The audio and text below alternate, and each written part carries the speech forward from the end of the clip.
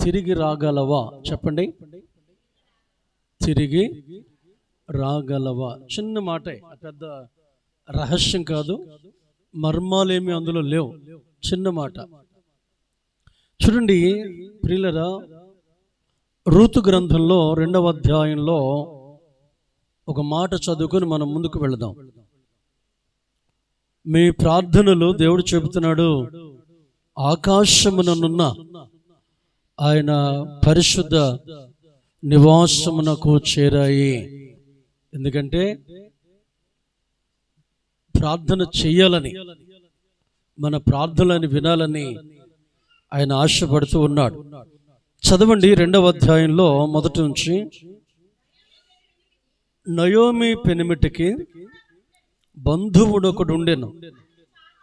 అతడు చాలా ఆస్తిపరుడు. అతడు ఎలీమెలకు వంశపు వాడై ఉండెను. అతని పేరు బోయజు. ప్రియులరా, ఈ గ్రంథం 4 అధ్యాయాలు ఉన్నాయి. ఈ 4 అధ్యాయాలు దాదాపు సరిగా సంవత్సరాలు గుర్తులేదు, కానీ 400-500 సంవత్సరాల చరిత్ర కలిగిన పుస్తకం ఇది. ఈ రూతు గ్రంథంలో ఈ 4 అధ్యాయాలు 100 సంవత్సరాలు కలిగిన చరిత్ర ఉంది. ఆ చరిత్రలో చాలా ప్రాముఖ్యమైన విషయాలు రాయబడి ఉన్నాయి. రూతు అంటే అర్థం ఏంటంటే చెప్పండి? సౌందర్యము. నయోమి అంటే అర్థం ఏంటి? నయోమి అంటే అర్థం ఏంటంటే మధురం. బోయజు అంటే అర్థం ఏంటంటే బలవంతుడు అని అర్థం. దేవునికి స్తోత్రం చెప్దాం. హల్లెలూయా. ప్రియులారా, నయోమికి బంధువుడు ఉన్నాడు, ఆయన పేరు బోయజు. ఆయన ఎలాంటి బంధువుడు అంటే సమీప బంధువు, చాలా సమీప బంధువు. దేవునికి స్తోత్రం చెప్దాం.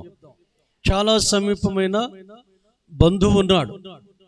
ఆస్తిలో కానీ, మాటలో కానీ, ఆలోచనలు కానీ పంచుకునేవాడు, కార్యాలు చేసేవాడు, ఆదరించేవాడు, ఓదార్చేవాడు ఎవరంటే ఈ సమీప బంధువు అయినటువంటి బోయజు. దేవునికి స్తోత్రం చెప్దాం. బోయజు చాలా తన జీవితం పరిశీలన చేస్తే కొన్ని వ్యాఖ్యానాలు ఉన్నాయి, అవి మనకు అవసరం లేదు, కానీ పరిశుద్ధాత్మ దేవుడు బయలుపరిచిన కొన్ని విషయాలను మనం నేర్చుకుని ప్రార్థనకు వెళదాం. ఆ కొన్ని విషయాలు కూడా తక్కువ టైంలోనే 10-15 నిమిషాలు మిమ్మల్ని ఇబ్బంది పెట్టడం నాకు ఇష్టం లేదు. కానీ చూడండి, ఈ మొదటి అధ్యాయంలో 2 ప్రయాణాలు కనపడతాయి మనకి. దేవునికి స్తోత్రం చెప్దాం. నిద్రపోయి చెప్దాం హల్లెలూయా. అమ్మ, ఎంత ఎలాట్టుకున్నారండి సంఘం. Praise the lord. చాలా సంతోషం. చెప్పండి, 2 ప్రయాణాలు ఉన్నాయి. మొట్టమొదటి ప్రయాణం తను తెలిసి చేసిందో తెలియక చేసిందో, మొత్తం మీద అసలు వెళ్ళగొని స్థలానికి వెళ్ళింది రూతు. జాగ్రత్తగా గమనిద్దాం. చేయగొని పని చేసింది. తన పుట్టింది బెత్లెహేం, పెరిగింది బెత్లెహేం. తను జన్మించింది యూదా జాతిలో, యూదా వంశంలో.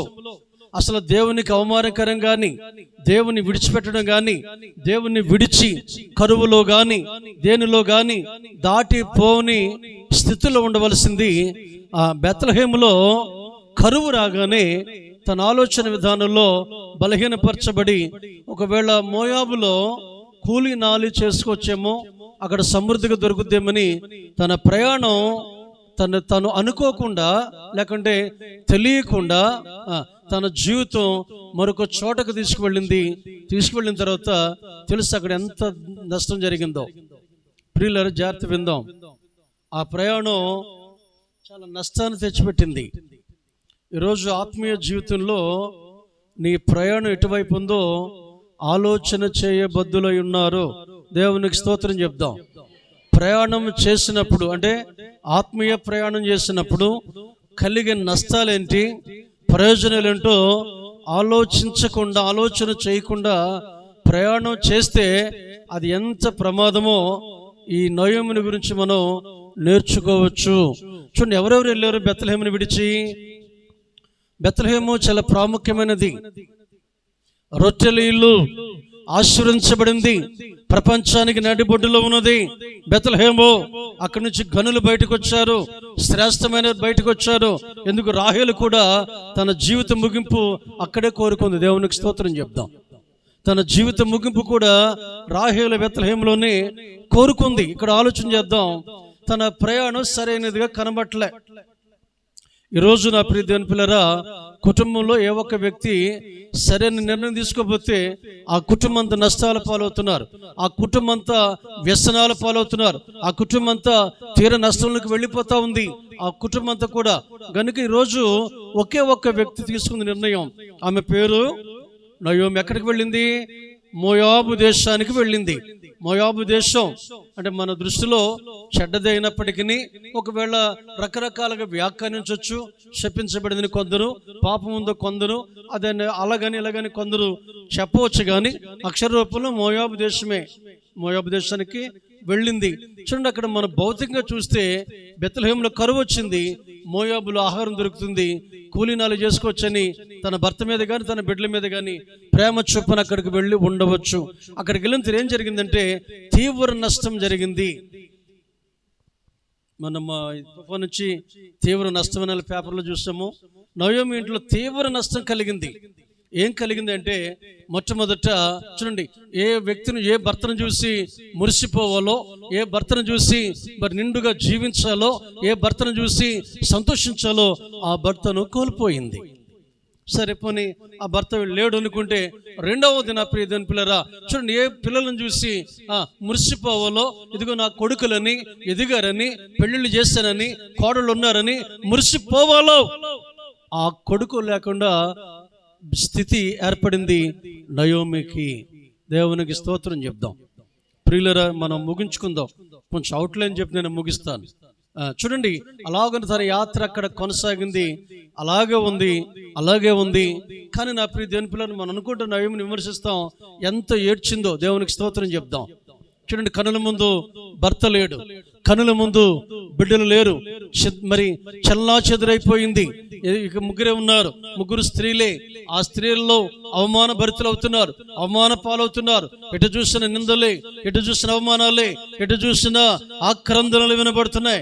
ఏడుస్తా ఉంది నా ప్రియ దేవుని పిల్లరా. చాలా కన్నీరు కార్చింది.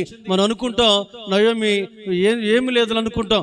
చాలా బాధపడింది, చాలా ఏడ్చింది, కన్నీరు కార్చింది. బట్ వన్ డే ఒక మాట వింది. బెత్లెహేముని దేవుడు మరలా చెప్పండి దర్శించాడు. దేవునికి స్తోత్రం చెప్దాం. బెత్లెహేముని మరలా ఎప్పుడు తను కురింగినప్పుడు, తను ఏడుస్తున్నప్పుడు, కన్నీరు కారుస్తున్నప్పుడు, రోధిస్తున్నప్పుడు ఒక శుభవర్తమానం పడింది. బెత్లెహేముని దేవుడు మరలా దర్శించడట. సమృద్ధి అయిన ఆహారం దొరుకుతా ఉంది, సమృద్ధి అయిన జీవం ఉంది, సమృద్ధి అయిన ఆశీర్వాదం ఉంది అని చెప్పి తిరిగి తన ప్రయాణం బెత్లెహేముకు ప్రయాణమైంది. దేవునికి స్తోత్రం చెప్దాం. తిరిగి ఎక్కడ ప్రయాణమైంది? మరి ప్రార్థన చేసుకుందాం. చాలా సమయం అవుతుంది కదా.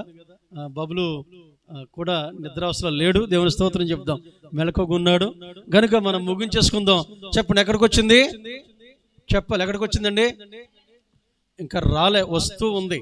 ఆ వచ్చే ఆ క్రమంలో కొంత చరిత్ర ఉంది. దేవునికి స్తోత్రం చెప్దాం. ఆ వచ్చే క్రమంలో ఒక అమూల్యమైన మాటలు రాయబడి ఉంది. చూడండి, తనకు ఆలోచన చేసింది, పోతే ఆ నష్టం ఏదో నాతోనే ముగిసిపోవాలి, నాతోనే అంతమైపోవాలి, నా స్థితి నా కోడళ్ళకు రాకూడదని చెప్పి ఒక మంచి మాట చెప్పింది. అమ్మా, నేను ఒకనాడు తప్పు చేశాను. ఏంటి? ఆలోచన ద్వారాగా తప్పు చేశాను, నిర్ణయం ద్వారా తప్పు చేశాను. మరి నేను తీసుకున్న నిర్ణయం సరిలేదు. నేనే సర్వస్వాన్ని కోల్పోయాను. అది మీకు రాకూడదు. మీరు తిరిగి మీ తల్లుల యుద్ధకు ఇంటికి వెళ్ళిపోండి. తండ్రులు అనలే, తల్లుల యుద్ధకు వెళ్ళిపోండి అని చెబుతుంది. సరే, అందులో ఒకళ్ళేమో కాదన్నారు, ఒకళ్ళేమో వెంబడించారు. ఇది మన రోజు వింటున్నాం, చేస్తూనే ఉన్నాం. వారిద్దరు కూడా ఒక ఆలోచన సరిలేదు, ఒక ఆలోచన మాత్రమే దేవుని వైపు అడుగులు వేసింది. చూడండి, వారిద్దరు ప్రయాణమై ఎక్కడికి వచ్చారంటే మొత్తం మీద బెత్లెహేముకు వచ్చేసారు. దేవునికి స్తోత్రం చెప్దాం. హల్లెలూయా. వచ్చేస్తారు. ఇప్పుడు ఎక్కడికి వెళ్ళాలి? ఇల్లు లేదు, చెప్పండి ఏమి లేదు, నీడ లేదు, ఆదరించేవారు లేరు, ఏమండి పిలిచేవారు లేరు, గింజ నీళ్ళు ఇచ్చేవాళ్ళు లేరు, టీ ఇచ్చేవాళ్ళు లేరు. ఎవరున్నారా అంటే ఒక ఆయన ఉన్నాడు, బోయజు. ఆయన సమీప బంధువు, ఆయన బలవంతుడు. దేవునికి స్తోత్రం చెప్దాం. ఎలాంటి బలవంతుడు? 100 మంది వచ్చిన పోషించగల ఆస్తిపరుడు అని వ్రాయబడింది. హల్లెలూయా. చాలా ఆస్తిపరుడు. చూడండి, ఇక్కడ కొద్ది నిమిషాలు బోయజును పక్కన పెట్టి, బోయజును యేసుప్రభుతో పోల్చలేం. ఒక పెద్దోళ్ళు పోల్చి ఆ క్రమంలో చెప్పవచ్చేమో కానీ ప్రభుతోటి పోల్చగలిగిన మానవుడు జన్మించలేదు. దేవునికి స్తోత్రం చెప్దాం. జన్మించలేడు. లేదా యోసేపుని తీసుకెళ్ళి మరి యేసు ప్రభుతోటి పోల్చడం, తర్వాత ఇస్సాకుని తీసుకెళ్ళి యేసు ప్రభుతో పోల్చడం, బోయజుని తీసుకెళ్ళి యేసు ప్రభుతో పోల్చడం జరుగుతున్నాయి. వాళ్ళ జ్ఞానం అది, వాళ్ళ ప్రత్యక్షత తప్పని మనం అంటలే. కానీ నాకు తెలిసింది, నేను విన్నది ఏంటంటే ప్రభుతో పోల్చదగిన వాడు ఎవరు కూడా లేడు. దేవునికి స్తోత్రం చెప్దాం. సాదృశ్యతలు చెప్పండి తప్ప అసలు మీరు దేనితో నన్ను పోల్స్తారు? హల్లెలూయా. ఆయన 10,000లో పోల్చదగిన వాడు. దేవునికి స్తోత్రం చెప్దాం. 10,000 మందిలో పోల్చదగిన వాడు. ఇక్కడ చూడండి, ఆమె తిరిగి మొదటి అధ్యాయం పూర్తయింది. పూర్తి ఎక్కడికి వచ్చింది? బెత్లెహేముకు వచ్చేసింది. దేవునికి స్తోత్రం చెప్దాం.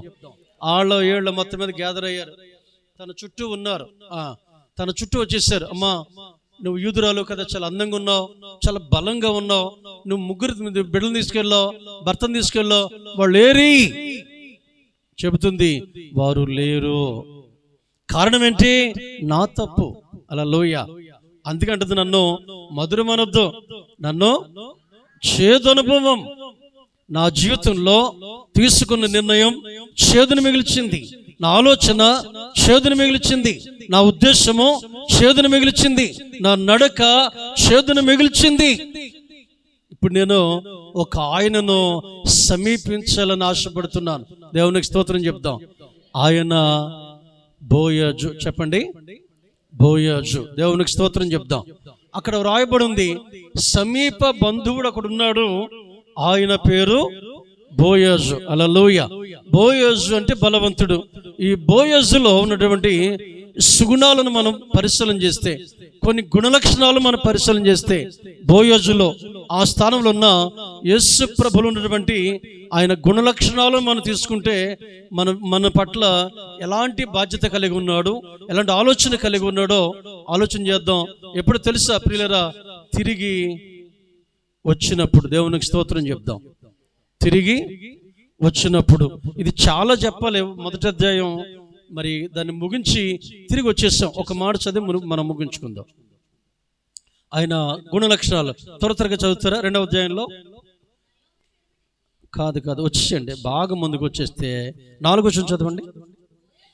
బోయజు బెత్లెహేము నుండి వచ్చి, యెహోవా మీకు తోడైనను గాకని నేను చేను కోయి వారితో చెప్పగా, వారు యెహోవా నిన్ను ఆశీర్వదించును గాకనిరి.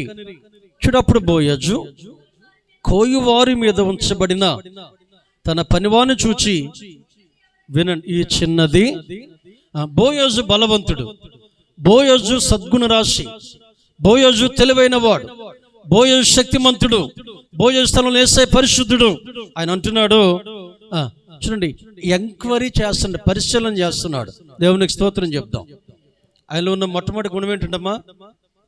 పరిశీలన చేస్తున్నాడు. తనకు సమీపముగా మొరపెట్టు వారికైనా, నిజముగా మొరపెట్టు వారికైనా సమీపంగా ఉన్న ఇలాంటి దేవుడు మరొక దేవుడు సూర్యోదయం మొదలుకొని సూర్యాస్తమయం వరకు పూజింపదగిన వాడు. ఆయన పరిశుద్ధతలను కొనియాడదగిన దేవుడైనా ఇక్కడ ఆలోచన చేస్తే పరిశీలన చేస్తున్నాడు. చూడండి, ఆయన ఆకాశము నుండి భూమి మీదకి తొంగి పరిశీలన చేస్తున్నాడు. ఎవరిని? నరులను పరిశీలన చేస్తున్నాడు. అందులో నేనున్నాను, చెప్పు, నీవున్నావు. ఈ రాత్రి దేవునికి స్తోత్రం చెప్దాం. పరిశీలన చేస్తున్నాడు. ఏం చేస్తాడమ్మా? బోయజు రూతుని ఏం చేశాడు? ఈ చిన్నది ఎవరు? దేవునికి స్తోత్రం చెప్దాం. చెప్పండి, చిన్నది ఎవరైనా పరిశీలన చేస్తున్నాడు, అడుగుతున్నాడు. ఈమె వారు ఏం చెప్పారంటే ఈమె బయటది కాదు. హల్లెలూయా. చెప్పండి, ఈమె కాదు. ఈమె ఎవరో తెలుసా? నయోమి అనబడిన పెద్ద కోడలే ఈ రూతు. దేవునికి స్తోత్రం చెప్దాం. మరి ఏం జరిగింది? చక్కని రూపం ఉంది, మరి తన తోడు లేదే. వారు చెబుతున్నారు ఆయనే కాదు, ఇద్దరు అన్నదమ్ములు భర్త కూడా చనిపోయారు. ఆలోచన చేస్తున్నాడు. ప్రియులరా, దీనుల్లా మిగిలిపోయారు, దరిద్రులా మిగిలిపోయారు. ఆయన బోయజు కన్ను దృష్టి వీరి మీదకి మళ్ళింది. దేవునికి స్తోత్రం చెప్దాం. రెఫరెన్స్లు కావాలా? ఎవడు దీనుడై నా మాట విని వణుకుచుండునో నేను వానిని దృష్టిస్తున్నాను. ఈరోజు జాగ్రత్త విన్న ప్రియులరా, ప్రార్థనలోకి వెళదాం. బోయజు చిన్నదాన్ని రూతును పరిశీలన చేస్తున్నాడు. ప్రభువారు మరి సంఘాన్ని పరిశీలన చేస్తున్నాడు. ప్రభువారు సంఘాన్ని పరిశీలన చేస్తున్నాడు. ఎందుకో తెలుసా? ఆయన స్వరక్తమి సంపాదించిన సంఘము ఆయన ఎదుట నిలవబెట్టుకోవాలని, దానికి ఏముండకూడదంట?